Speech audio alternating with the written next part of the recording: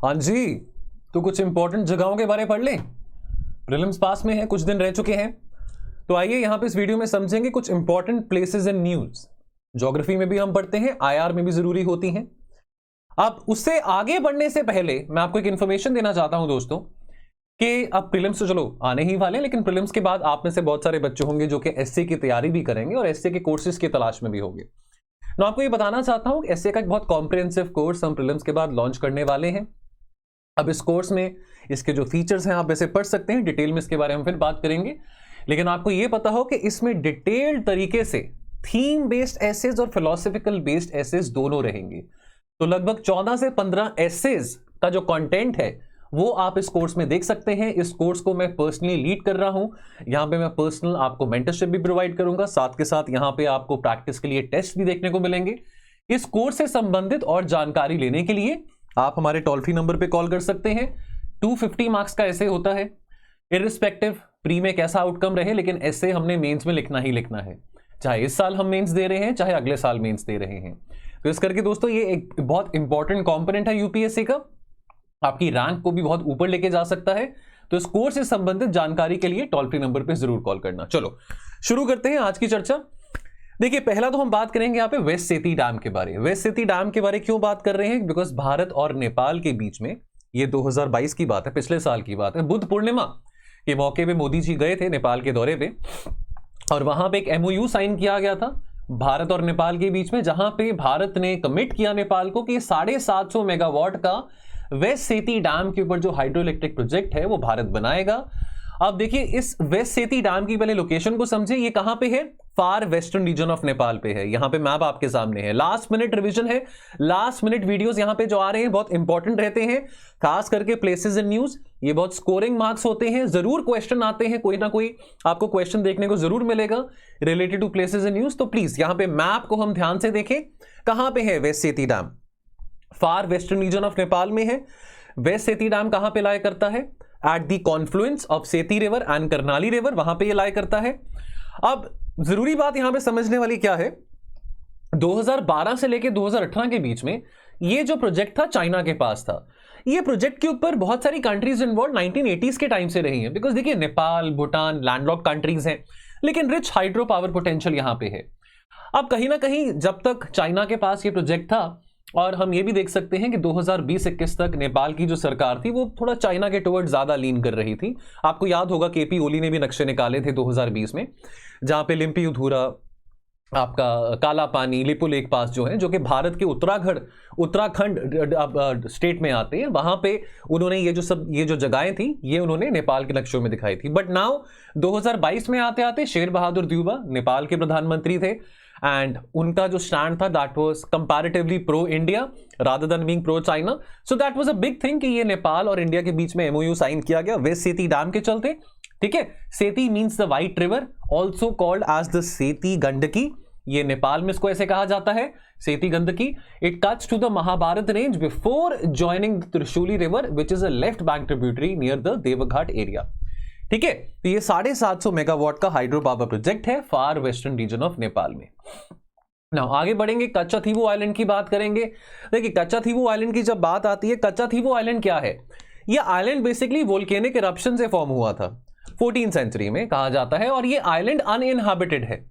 अब ये आइलैंड को लेके डिस्प्यूट भारत और श्रीलंका का क्यों है? बिकॉज यहां पे हमारे जो मछुआरे हैं, जो तमिलियन फिशरमैन हैं, जो इंडियन फिशरमैन हैं, वो कई बार पाए जाते हैं श्रीलंकन वाटर्स में फिश कैप्चर करते हुए। और ये कन्फ्लिक्ट इंडिया और श्रीलंका के बीच में काफी टाइम से चलता आ रहा है। श्रीलंका की जो अगर हम कोस्ट गार्ड की बात करें, श्रीलंकन पेट्रोल एजेंसीज की बात करें, वो कई बार हमारे मछुआरों को पकड़ लेती है, जेल में डाल देती है। हमारे मछुआरों का यह कहना है कि जो कच्चा थीवू है ये भारत का है, ये भारत के पास होना चाहिए। वैसे तो आपको यह भी बताना चाहता हूं कि 1974-76 के पीरियड में इंदिरा गांधी जब हमारे प्रधानमंत्री थे, उन्होंने उस वक्त श्रीलंका की सरकार के साथ इंडिया श्रीलंका के बीच में क्या मैरीटाइम बाउंड्री होगी उसको लेकर अकॉर्ड साइन किया था। अब उस जो इंडिया श्रीलंकन अकॉर्ड्स 1974 एग्रीमेंट जो है ये उस वक्त की बात है। उस एग्रीमेंट के हिसाब से भारत ने कच्चा थीवू आइलैंड की जो टेरिटरी है, इसके ऊपर जो राइट्स हैं वो श्रीलंकन गवर्नमेंट को दे दिए थे। इस बात को जयललिता ने चैलेंज किया था। मैं अगर 2007-8 की बात करूं, जयललिता द लेट जयललिता, उन्होंने इस बात को चैलेंज किया था। यह कहा था कि ये जो फैसला इंदिरा गांधी ने करा है, जो बाउंड्री लाइन बनाई है भारत श्रीलंका के बीच में, इसके चलते कच्चाथीवू आइलैंड जो है ये गलत तरीके से उनको दिया गया है, ये हमारे पास होना चाहिए। लेकिन अगर आज भारत सरकार की पोजीशन की बात करें, 2014 में बीजेपी सरकार ने, मोदी सरकार ने यह कहा था कि नहीं, जो कच्चाथीवू आइलैंड है ये भारत के पास नहीं, श्रीलंका के पास ही रहेगा।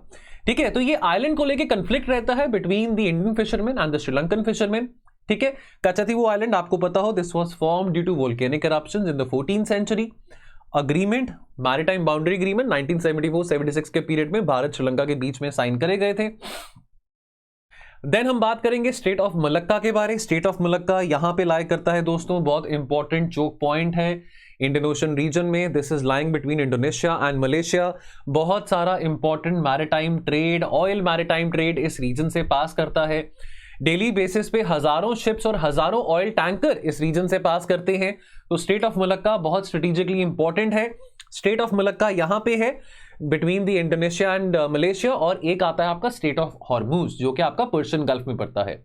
State of Hormuz and strait of Malacca important choke points है, इंपॉर्टेंट चोक पॉइंट्स है इंडियन ओशन रीजन में। ठीक है, ये बात आपको पता होनी चाहिए। तो state of Malacca narrow stretch of water है, 800 किलोमीटर की इसकी लेंथ है। ये लाई करता है between the Malay peninsula to the north east and the Indonesian island of Sumatra to the south west. ये कनेक्ट करता है अंडमान सी को, which is a part of the Indian Ocean, and the South China Sea को, South China Sea which is a part of the Pacific Ocean। ठीक है, ये main shipping channel है between the Indian and Pacific ocean.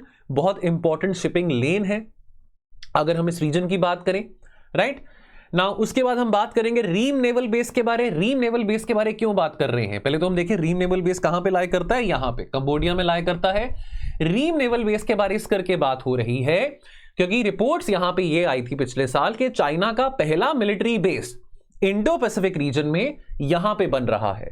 China का technically ये दूसरा military base होगा, because China का ऑलरेडी एक मिलिट्री बेस है। वो कहां पे है, जिबूटी में है। जिबूटी कहां पे है, हॉर्न ऑफ अफ्रीका में लाई करता है।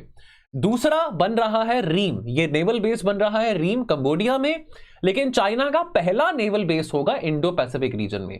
ये इंपॉर्टेंट बात क्यों है, Why is it a cause of concern for us? Because ये जो रीम नेवल बेस है ये बहुत नजदीक लाई करता है to the strait of Malacca.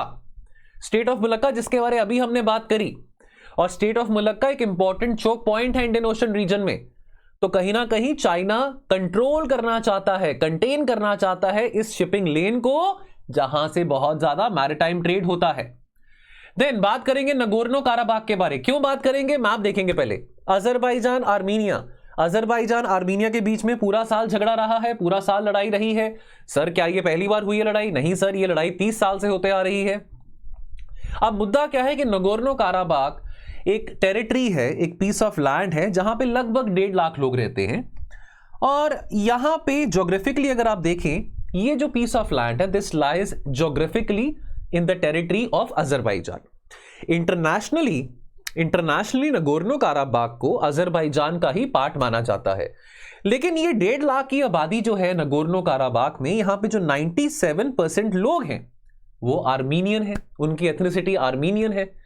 और आर्मीनिया का ये कहना है कि ये जो रीजन है नगोर्नो काराबाग का, यहां से बाय द वे बीच में से एक रास्ता जाता है, उसको लचन कॉरिडोर कहते हैं। ठीक है, बीच में से रास्ता जाता है जो कि कनेक्ट करता है आर्मीनिया को with the Nagorno Karabakh region, उसको हम लचन कॉरिडोर कहते हैं। आर्मीनिया का यह कहना है कि नगोर्नो काराबाग में यदि लोग सारे आर्मीनियन रहते हैं तो वो एरिया जो है वो हमारे हवाले कर दिया जाए, वो अजरबैजान के हवाले क्यों है। लेकिन अगर हम बात करें, अगर हम सोवियत यूनियन की बात करें, तो before the disintegration of Soviet union, वैसे तो आर्मीनिया अजरबैजान दोनों ही यूएसएसआर का हिस्सा थे, लेकिन after the disintegration of USSR this was well settled कि जो नगोर्नो काराबाग होगा this will remain a part of Azerbaijan. In fact Nagorno काराबाग being a part of Azerbaijan, इस बात का फैसला उससे भी पहले, अगर हम कोल्ड वॉर की बात करें 1950s के टाइम की, उस वक्त जोसेफ स्टालिन ने भी कहा था कि ये जो एरिया होगा अजरबैजान के ही पास रहेगा। अब ये कंफ्लिक्ट है क्योंकि यहां पे लोग रहते हैं ज्यादातर आर्मीनियन। वैसे आपको बताना चाहता हूं, आर्मीनिया में जो मेजर जो रिलीजन फॉलो किया जाता है, आर्मीनियन जो लोग होते हैं वो क्रिश्चियन होते हैं। अजरबैजान में जो डोमिनेंट रिलीजन है दैट इज इस्लाम।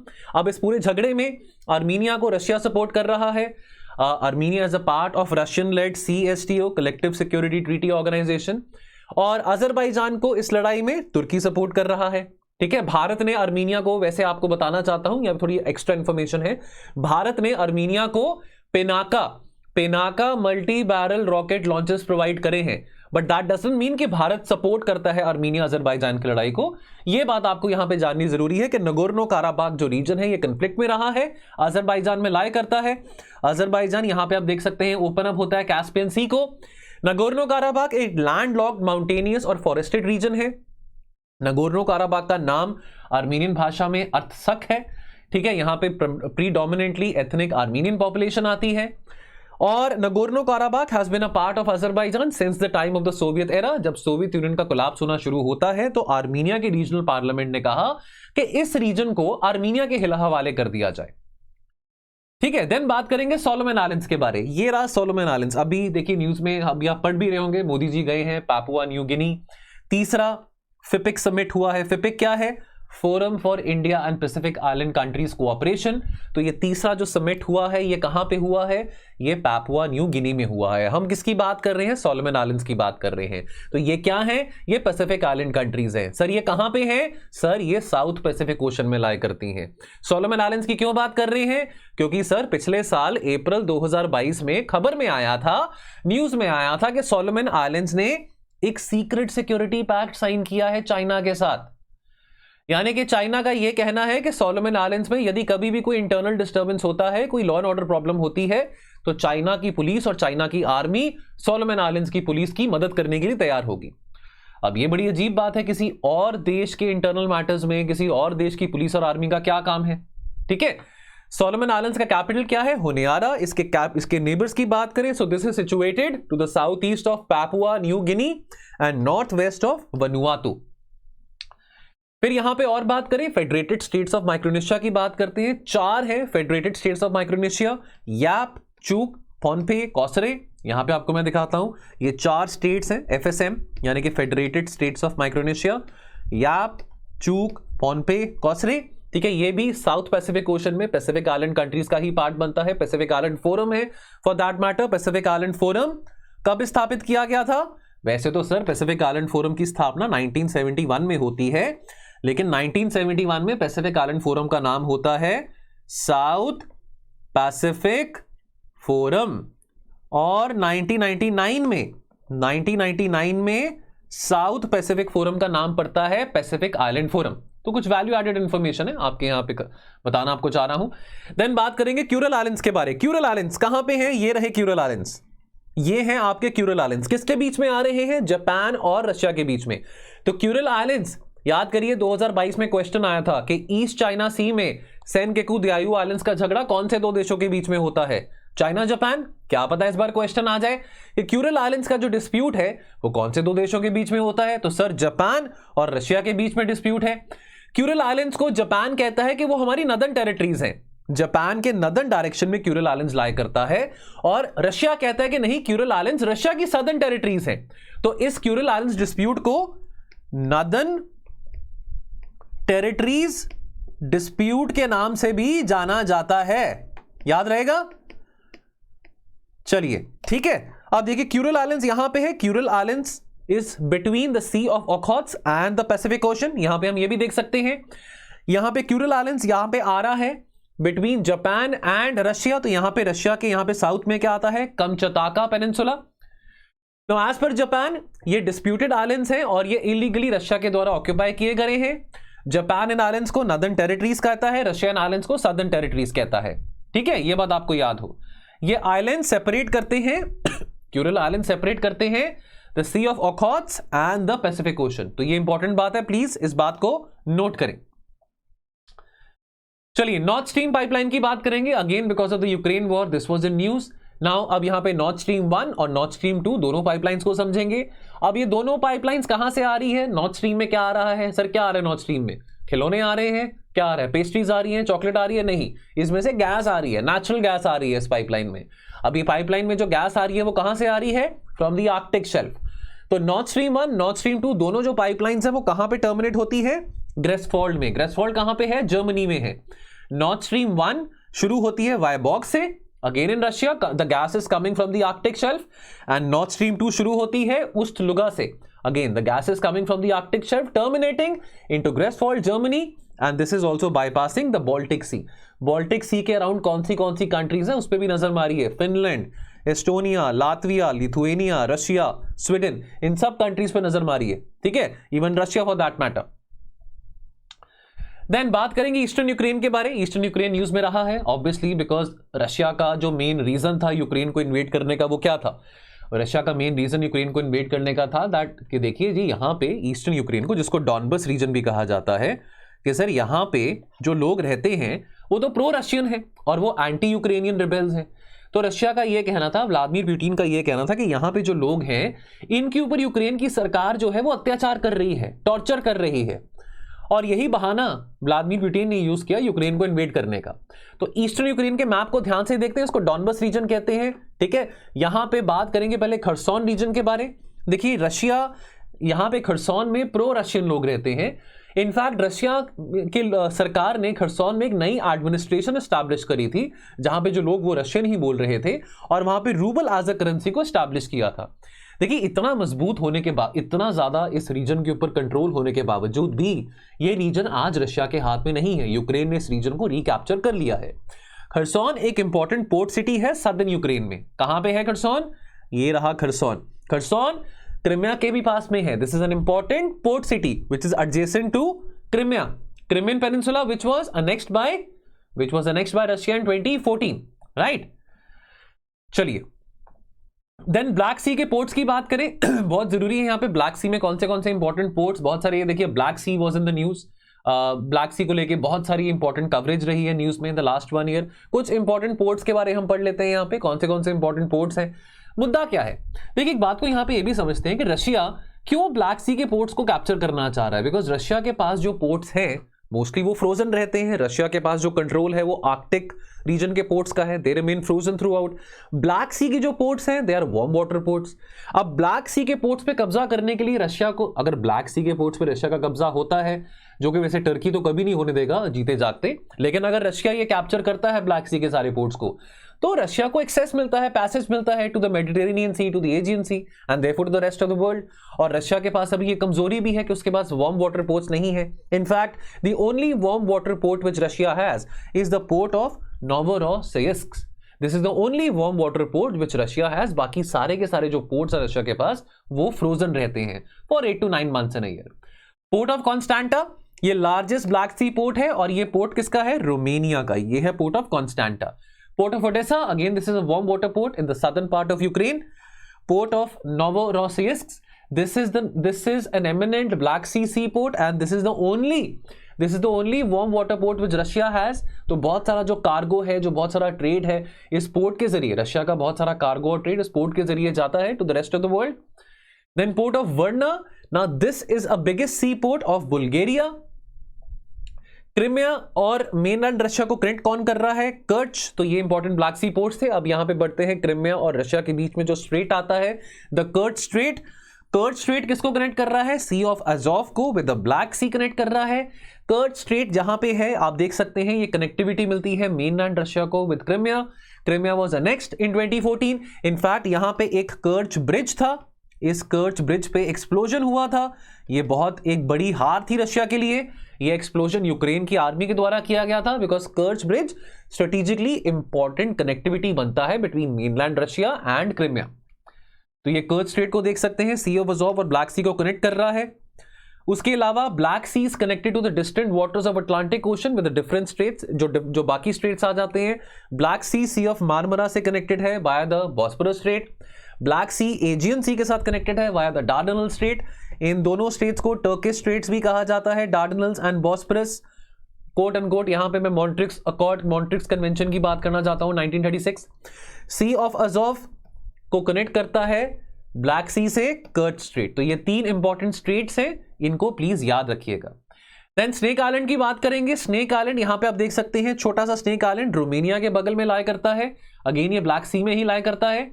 इसको जमीनी आइलैंड भी कहते हैं. स्नेक और serpent island is a small piece of rock. It is less than 700 metres from end to and.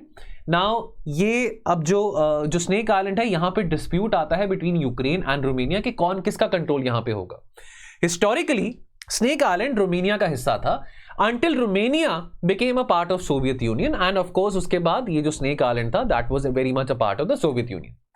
अब जब सोवियत यूनियन का डिसइंटीग्रेशन होता है, रोमानिया आजाद होता है, ठीक है, तो अब उसके चलते अब ऑब्वियसली यहां पे डिस्प्यूट आता है कि भाई अभी किसके पास होगा। यूक्रेन कंट्रोल ले लेता है स्नेक आइलैंड का after the disintegration of USSR. Romania और यूक्रेन का झगड़ा जाता है इंटरनेशनल कोर्ट ऑफ जस्टिस में, आईसीजे, आपको ये पता हो, it's a very important organ of United Nations. और वहां पे फिर फैसला किया जाता है कि भाई आईसीजी कहता है कि देखिए रोमानिया का 80% जो राइट है वो स्नेक आइलैंड के ऊपर पड़ता है और बाकी 20% जो राइट है स्नेक आइलैंड का वो यूक्रेन के पास होना चाहिए। देन बात करेंगे कराकल पाकिस्तान के बारे। Karakalpakstan, autonomous republic of Karakalpakstan, this is an autonomous region, not a country but an autonomous region within the double landlocked country of central Asian country of Uzbekistan. Karakalpakstan में पिछले साल protest काफी रहे थे। वैसे Karakal Pakistan के protest को लेके यदि आप Karakalpakstan protest sleepy classes भी अगर आप सर्च करेंगे तो वहां पे एक मैंने वीडियो बनाया था फ्यू मिनट्स में, ये पिछले साल की बात है। बट बहरहाल अभी हम क्विकली यहाँ पे इंपॉर्टेंट प्लेसेस डिस्कस कर रहे हैं, तो क्विकली आपको बता दूं कि क्यों हम कराकल पाकिस्तान की बात कर रहे हैं। देखिए पहले तो समझे कराकल पक कौन है।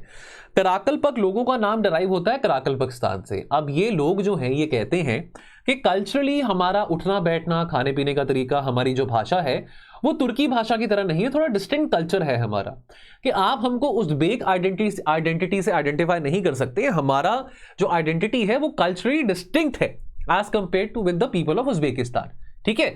इनकी जो भाषा है कराकल पक ये काफी सिमिलर लगती है to the Turkic language. This is very closely related to the Kazakh and this is one of the 7 languages of instruction in Uzbekistan public school. अब मुद्दा क्या है, तो यहां पे देख सकते हैं कि जो नाम है कराकल पक that is derived from the black hat which this gentleman is wearing। तो कराकल पक वो है which are who are wearing this black hat। Now अब मुद्दा क्या है यहाँ पे, देखिए अब यहाँ पे अरल सी आ जाती है। अरल सी को फीड कौन से रिवर्स करते हैं, अमू दरिया और सिर दरिया। अब चक्कर क्या है कि देखिए पहले तो ये सारा का सारा जो रीजन था ये सोवियत यूनियन के कंट्रोल में था। अब ये रेगिस्तान है सारा, अब रेगिस्तान है तो सोवियत सरकार ने क्या किया, अरल सी का जो पानी है वो डाइवर्ट करना शुरू कर दिया, कनाल्स बनाने शुरू कर दिए। कनाल इरिगेशन के जरिए कैसे इस रेगिस्तान में भी एग्रीकल्चर फ्लरिश कर सकता है। Kazakhstan, Uzbekistan, Turkmenistan, let me also tell you Uzbekistan double landlocked country है because why, Uzbekistan is between 2 landlocked countries of Turkmenistan and Kazakhstan. तो ये एक और बात आपको याद हो, उज़्बेकिस्तान डबल लैंडलॉक्ड है। अब पानी जो था अरल सी का वो डाइवर्ट करना शुरू कर दिया, कनाल्स बनाने शुरू कर दिए और इरिगेशन पर्पसेस के लिए। उससे हुआ क्या कि अरल सी की जो कोस्ट लाइन है वो रिड्यूस होती रही। अरल सी में आज पानी नहीं है, सूखा पड़ चुका है। और अब हो क्या रहा है कि अरल सी से बहुत नजदीक पड़ता है कराकल पाकिस्तान। कराकल पाकिस्तान के लोग कह रहे हैं कि देखिए पानी नहीं है, पानी सूखा पड़ गया है, यहां पे हम एग्रीकल्चर नहीं फॉलो कर सकते हैं, एग्रीकल्चर प्रैक्टिसेस हमारी रिडंडेंट हो रही हैं। उसके अलावा हमारे जो कैटल है वो मर रही है बिकॉज कैटल को पानी नहीं है पीने के लिए, बच्चे मर रहे हैं। उसके अलावा हमारे बहुत सारे जो लोग हैं वो एग्रीकल्चर पे ही डिपेंडेंट थे और कोई और ऑल्टरनेटिव एम्प्लॉयमेंट अपॉर्चुनिटीज है नहीं हमारे पास। तो कराकल पाकिस्तान जो कि एक ऑटोनोमस रीजन है उज़्बेकिस्तान के साथ, वो उज़्बेकिस्तान की सरकार के साथ लड़ाई लड़ रहा है कि आप हमें आज़ादी दे दीजिए, आपके साथ जुड़ने से हमारा तो कोई फायदा हो नहीं रहा, तो इससे बेहतर आप हमको आज़ादी ही दे दीजिए, हम अपने बच्चों के लिए, अपने नौजवानों के लिए कुछ कर सकेंगे, कुछ नई पॉलिसीज बना सकेंगे। वैसे भी एग्रीकल्चर तो हमारा बिल्कुल खत्म हो चुका है। तो ये मुद्दा है because the water level receding in the Aral sea, the coast line, the size of the Aral sea shrinking, that has led to massive protest in Karakalpakstan and that is why this region was in news last year.